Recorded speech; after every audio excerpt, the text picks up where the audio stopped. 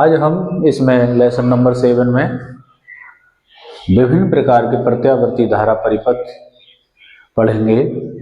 तो इसमें हम 3 सर्किट लास्ट वीडियो में पढ़ चुके हैं। जब सर्किट में प्रतिरोध लगा हो, उसमें धारिता लगी हो और प्रेरक लगा हो। अब बाकी जो सर्किट बचे हमारे 4 सर्किट बचते हैं, उनको अब पढ़ रहे हैं। तो ये सर्किट है एलआर परिपथ की प्रतिबाधा। इस सर्किट में प्रेरक और प्रतिरोध लगा है।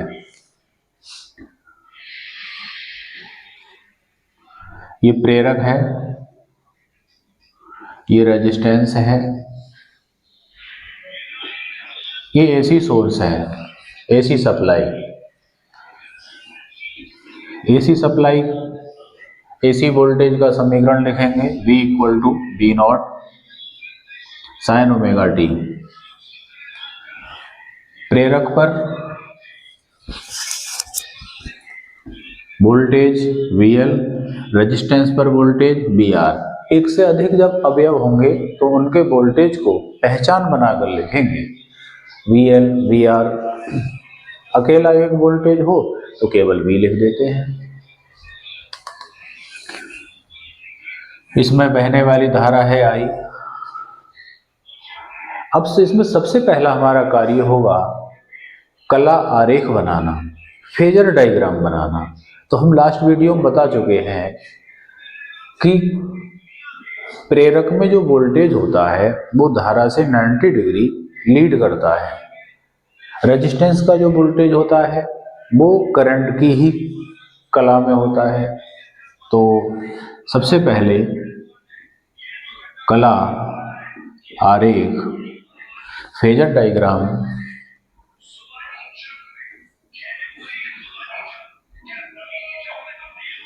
क्षैतिज दिशा में हम लेंगे करंट को और उसी की दिशा में हमारा वोल्टेज होगा VR। VL वोल्टेज करंट से 90 डिग्री कला में आगे होता है, लीड करता है, तो ऊपर को दिखाएंगे। अब हमारे पास 2 वोल्टेज हो गए VR और VL। इन दोनों का परिणामी मान कितना होगा वो इनके बीच में होगा। इन दोनों का टोटल वोल्टेज इनके बीच में होगा। इसकी वैल्यू पता लगाने के लिए, इसका मान ज्ञात करने के लिए हम क्या करेंगे, इससे एक्स अक्ष पर एक लंब गिराएंगे। लंब गिराएंगे और ये एंगल हमने क्या मान लिया, फाई। ये जो लंब है ये इस अक्ष के समांतर है। तो यहां पर क्या लिखा है VL, तो यहां पर भी हम लिख सकते हैं VL। अब ये हमारा राइट एंगल ट्रायंगल बन गया, समकोण त्रिभुज। इस समकोण त्रिभुज में हम पाइथागोरस थ्योरम लगाकर और परिणामी वोल्टेज का मान निकाल सकते हैं। क्योंकि हमारे परीक्षा में न्यूमेरिकल आ जाते हैं, बोले प्रेरक के सिरों पर 40 वोल्ट है, प्रतिरोध के सिरे पर 30 वोल्ट है, सप्लाई का वोल्टेज बताओ। तो हम कैसे निकालेंगे, हमारे पास सूत्र नहीं है और इसका आंसर 70 भी नहीं होगा, जोड़ के भी नहीं होगा। जोड़ के तब होता है जब DC सप्लाई होती है। AC सप्लाई में उसका अपना अलग फॉर्मूला है। तो क्या करते हैं, सबसे पहले हम इसमें निकालेंगे परिणामी वोल्टेज। परिणामी वोल्टेज, परिणामी वोल्टेज वही सप्लाई का वोल्टेज होगा। तो इसमें पाइथागोरस लगा दी हमने, V square equal to VR का स्क्वायर प्लस VL का स्क्वायर। V इक्वल टू लिखेंगे under root VR square plus VL square. इस फॉर्मूले से हम इस सर्किट में वोल्टेज निकाला करेंगे। इसके बाद प्रतिबाधा, इंग्लिश में कहते हैं इम्पीडेंस।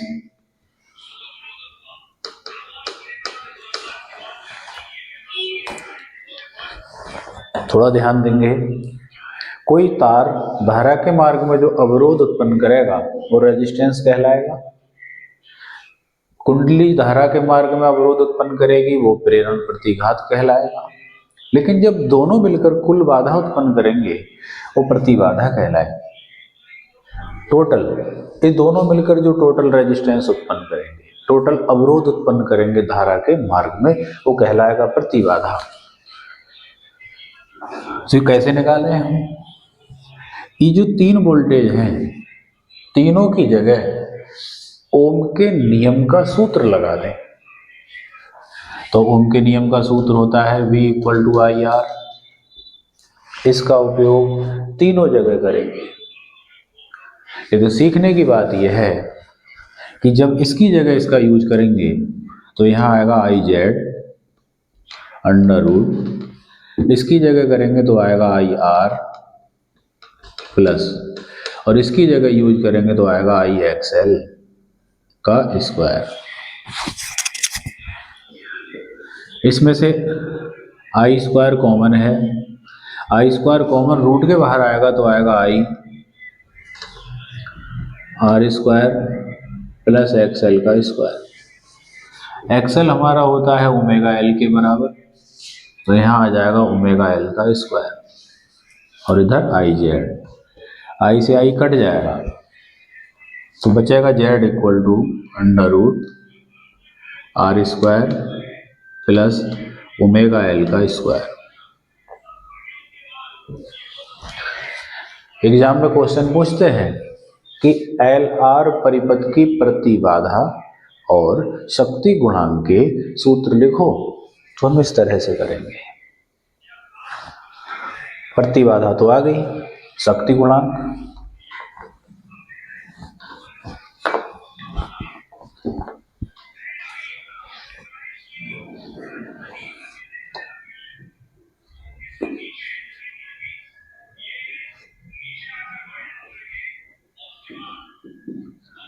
शक्ति गुणांक को इंग्लिश में कहते हैं पावर फैक्टर।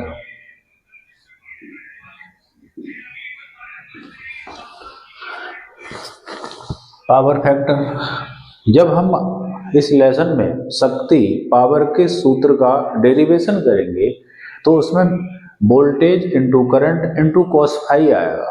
तो cos φ शक्ति के फॉर्मूले में आता है वोल्टेज और करंट के गुणा में, इसलिए उसका नाम है शक्ति गुणांक। उससे शक्ति पावर लॉस उससे निर्धारित होती है। शक्ति गुणांक का मान कम है तो सर्किट में शक्ति कम खर्च होगी, शक्ति गुणांक का मान ज्यादा है तो सर्किट में शक्ति अधिक खर्च होगी। शक्ति गुणांक cos φ, cos होता है आधार बटे कर्ण बेस अपॉन हाइपोटेनियस। आधार पर लिखा है BR, कर्ण पर लिखा है V। इसे अगर वोल्टेज दिए हों तो हम शक्ति गुणांक इससे निकाल देंगे, और अगर रेजिस्टेंस दिए हों तो हम इनको ओम के नियम से ब्रेक कर देंगे। और इसमें ओम का नियम लगेगा IR, नीचे लगेगा IZ, I से I कट जाएगा, और cos φ = R/Z। Z की वैल्यू अभी कुछ देर पहले हमने निकाली थी, √R² प्लस ω/L का स्क्वायर। तो एक ये फॉर्मूला, एक Z का फॉर्मूला, ये दोनों बड़ा इंपॉर्टेंट फॉर्मूले हैं।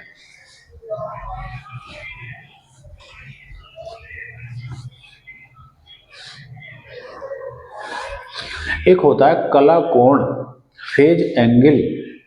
कुछ न्यूमेरिकल्स में पूछ लेते हैं कि इस सर्किट में वोल्टेज ये VR इतना है, VL इतना है, कला कोण बताओ, फेज एंगल बताओ।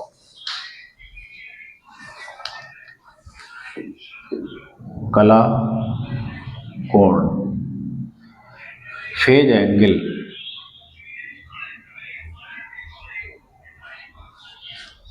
तो फेज एंगल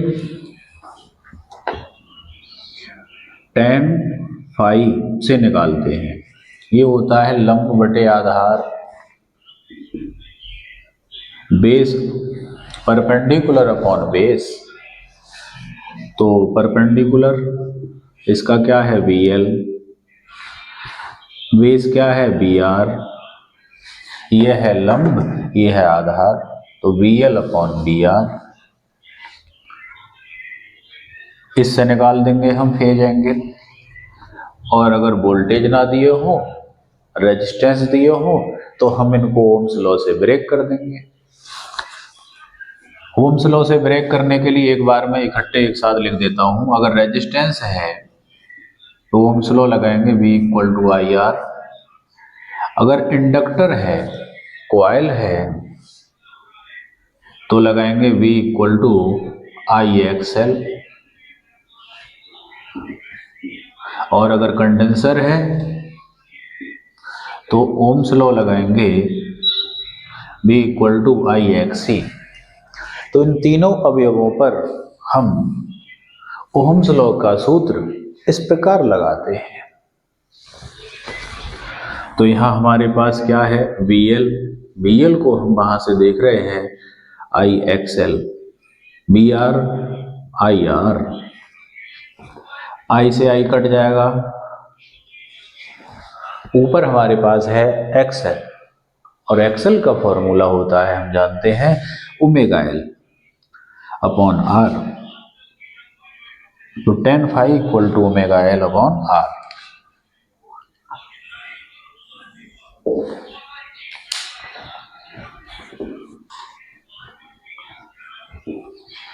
इसमें हेडिंग में ये 4 नंबर हेडिंग है। इसमें एक लास्ट बात जो मैं बता रहा हूं कि इस सर्किट में वोल्टेज और करंट की इक्वेशन क्या होंगी, जरा उनको देख लें। तो करंट से वोल्टेज फाई एंगल ऊपर है, या कहिए वोल्टेज से करंट फाई एंगल नीचे, तो करंट इसमें वोल्टेज से फाई एंगल पीछे है, लैग कर रही है। तो हम इक्वेशन कैसे लिखेंगे? वोल्टेज की इक्वेशन होगी V बराबर V nought sine omega T. Current की होगी I equal to I nought sine omega T minus five. Voltage की इक्वेशन मैंने वही लिख दी AC वोल्टेज की जो होती है, और वोल्टेज से करंट नीचे है, पीछे है, तो करंट के इक्वेशन में फाई घटा दिया। ये हमारी दोनों इक्वेशन होंगी LR सर्किट में वोल्टेज और करंट की।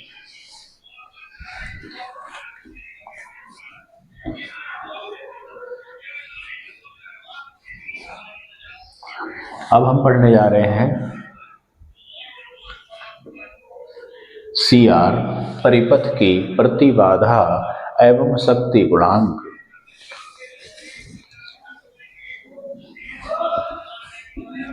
प्रेरक की जगह पर इसमें कंडेंसर लगा है।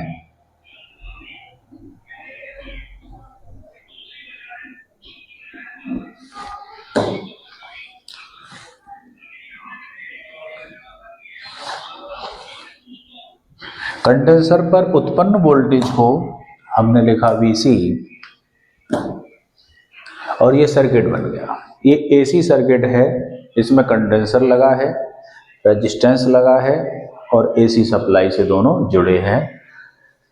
इस पर उत्पन्न वोल्टेज VC, इस पर उत्पन्न वोल्टेज VR है। वोल्टेज कब उत्पन्न होंगे? जब इनमें धारा बहेगी। तो इसको भी हम शुरुआत करेंगे कला आरेख से। कला आरेख, फेजर डायग्राम। तो फेजर डायग्राम से शुरू करेंगे जब, तो हम जानते हैं और दोबारा से बना दे रहे हैं, लास्ट वीडियो में पढ़ा चुके हैं कि जो वोल्टेज VL है वो करंट से 90 डिग्री आगे होता है, वोल्टेज VC है वो करंट से 90 डिग्री पीछे होता है, तो नीचे दिखाते हैं। तो यहाँ का कला आरेख होगा करंट को क्षैतिज दिशा में दिखाना है। वोल्टेज BC करंट से 90 डिग्री नीचे होता है। ये वोल्टेज BC हो गया। वोल्टेज VR करंट की ही डायरेक्शन में होगा। ये वोल्टेज VR हो गया। तो इन दोनों वोल्टेज अगर एक डायरेक्शन में होते, एक कला में होते, तो हम दोनों को जोड़ देते, लेकिन इनकी कलाएं 90 डिग्री पर हैं, तो इनका टोटल मान इनके बीच में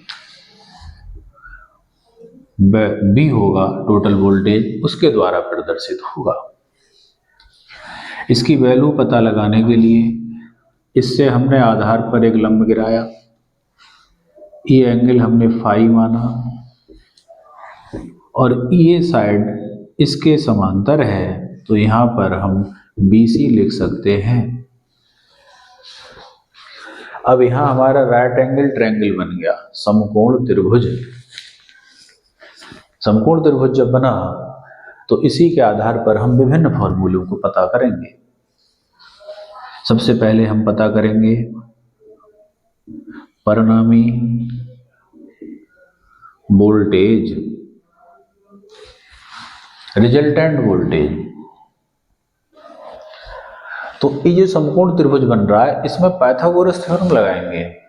हाइपोटेनियस का स्क्वायर इक्वल टू बेस का स्क्वायर प्लस लंब का स्क्वायर। तो कर्ण क्या है? V का स्क्वायर, आधार VR का स्क्वायर प्लस लंब BC का स्क्वायर। V इक्वल टू हो जाएगा under root VR square plus BC square.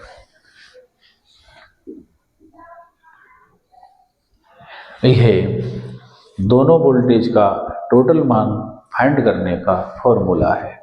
या सप्लाई का वोल्टेज दिया हो, इसका दिया हो, VR पूछा हो, तो भी हम इससे करेंगे। जो B है वो यहाँ का वोल्टेज है। अब इसमें देखते हैं प्रतिबाधा।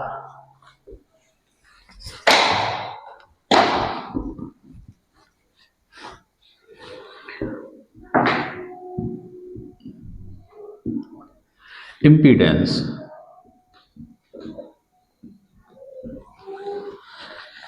उसके लिए जो टोटल वोल्टेज का फॉर्मूला था उसे लिख लेंगे। वो था V equal to under root VR square plus VC square. इन वोल्टेज, तीन वोल्टेज हैं। इस वोल्टेज को जब ओम्स लॉ से तोड़ेंगे तो लिखा जाएगा IR।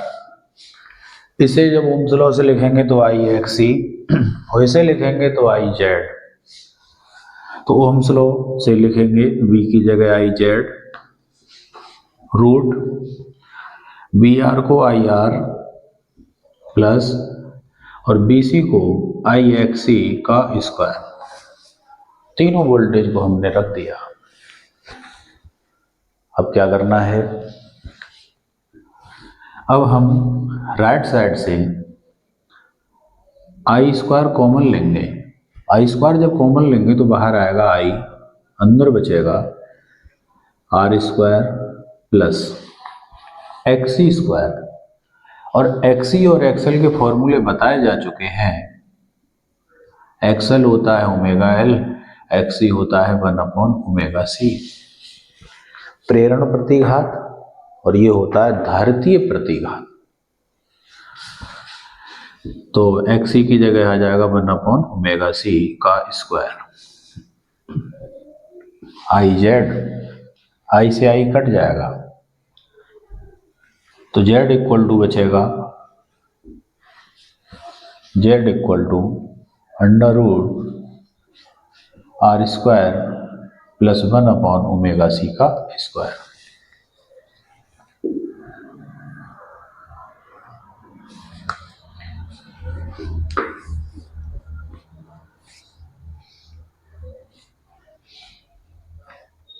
प्रतिबाधा और शक्ति गुणांक दोनों ही पूछ लिए जाते हैं। तो शक्ति गुणांक इसका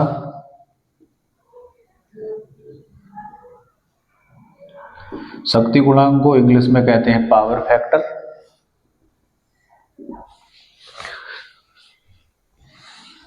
ये होता है cos phi equal to, cos theta का फॉर्मूला होता है आधार बटे कर्ण बेस अपॉन हाइपोटेनियस। बेस पर क्या लिखा है वी आर, हाइपोटेनियस पर क्या लिखा है वी। तो वोल्टेज दिए होंगे तो हम इससे निकाल लेंगे, और अगर वोल्टेज ना दिए हो, प्रतिबाधा दी हो, रेजिस्टेंस दिया हो, तो इसे ओम के नियम से तोड़ेंगे। वी आर टूटेगा आई आर में और वी टूटेगा आई जेड में। आई से आई कट जाएगा,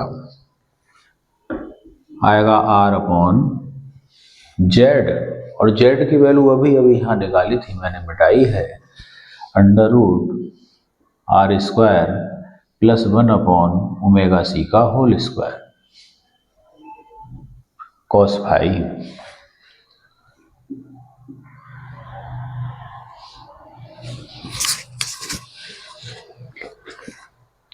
इस प्रकार से हमारा ये पावर फैक्टर हो जाएगा।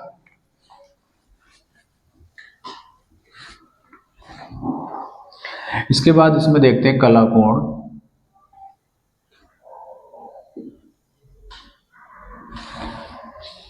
कला कोण निकालते हैं tan से, tan फाई।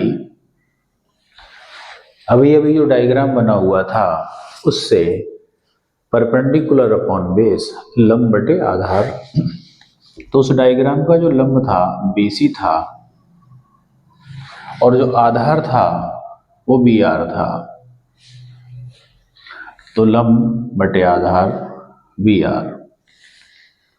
तो वोल्टेज दिए होंगे तो हम कला कोण इससे निकालेंगे, लेकिन अगर रेजिस्टेंस दिए हो तो ओम्स लॉ के अनुसार वोल्टेज BC टूटेगा IXC और BR टूटेगा IR। I से I कट जाएंगे और XC का मान लगा देंगे, धारतीय प्रतिघात 1 अपॉन ओमेगा सी, और नीचे क्या है पहले से R, तो हो जाएगा 1 upon omega C R tan phi. ये कला कोण का फॉर्मूला है। कुछ न्यूमेरिकल करते समय अगर tan फाई की वैल्यू थोड़ी अटपटी सी आ जाती है, पूरा मान नहीं बैठता है, tan 45 का, tan 30 का, तो हम phi equal to tan inverse में आंसर दे देते हैं।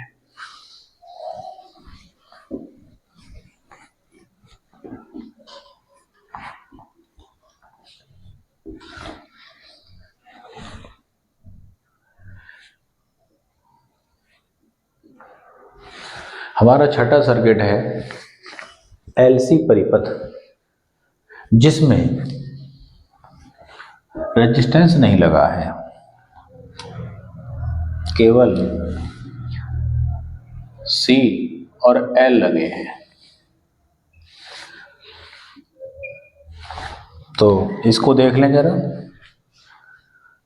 तो इसकी भी शुरुआत उन्हीं सर्किट की तरह, सबसे पहले इनका कला आरेख क्या होना चाहिए।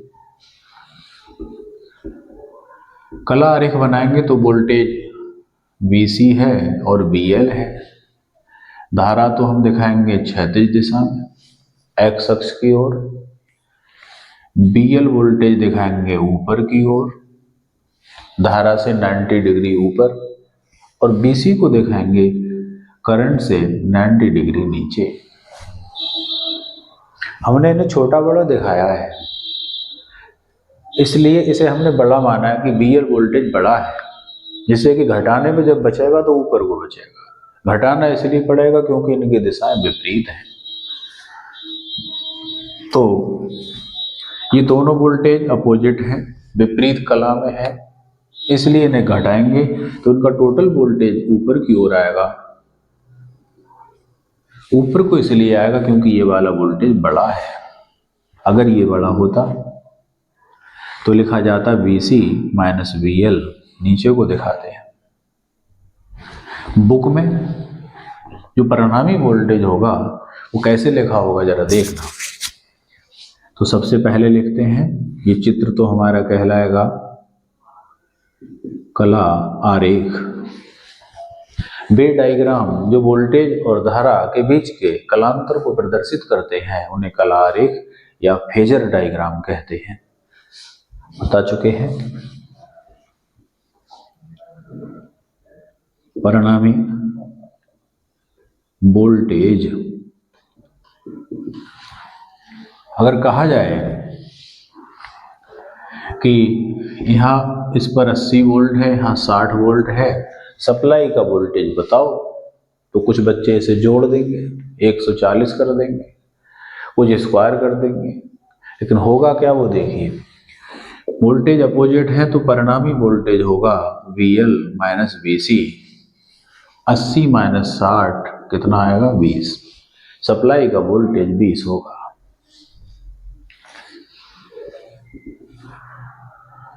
तो ये फॉर्मूले इस तरह की प्रॉब्लम को सॉल्व करने में काम आएंगे।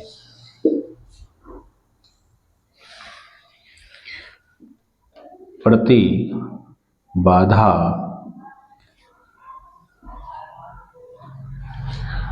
प्रतिबाधा के लिए ये समीकरण लिखेंगे पहले हम, B equal to VL minus VC, और तीनों वोल्टेज को ओहम्स लॉ के अनुसार ब्रेक कर देंगे। तो V को लिखेंगे IZ, VL को लिखेंगे IXL और VC को लिखेंगे IXC। राइट हैंड साइड से कॉमन आ रहा है I, तो अंदर बचेगा XL माइनस यहां बचेगा XC, इधर आएगा IZ। I से I कट जाएगा तो बचेगा Z equal to XL minus XC, और XL XC के अपने फॉर्मूले होते हैं प्रतिघातों के, ओमेगा L और 1 अपॉन ओमेगा C। तो यहां आ जाएगा omega L minus 1 upon omega C। ये बंद कर देंगे।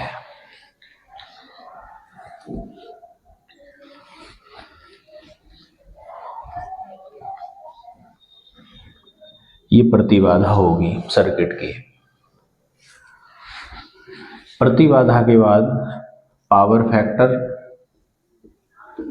या कहते हैं शक्ति गुणांक।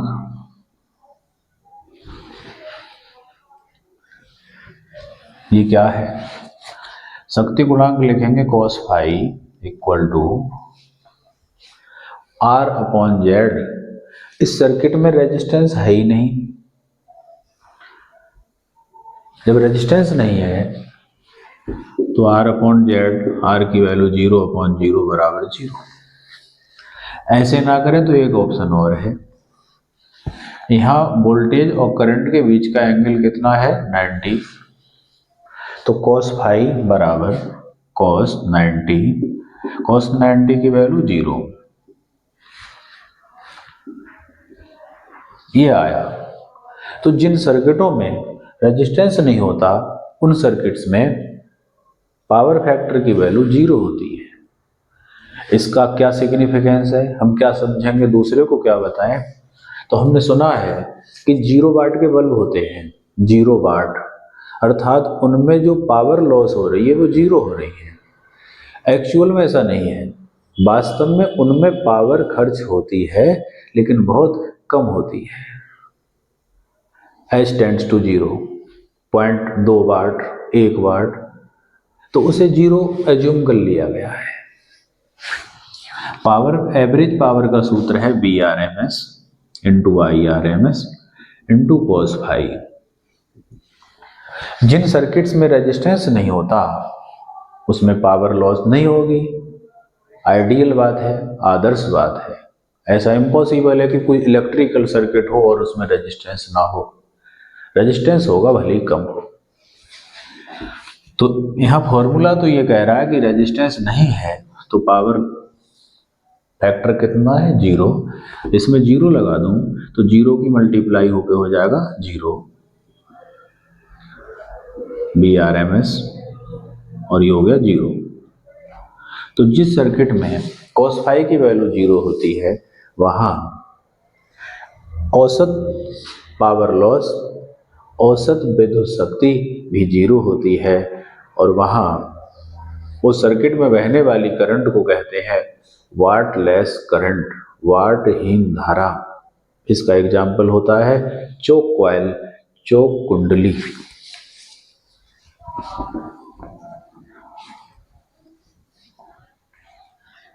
शक्ति गुणांक के बाद कला कोण,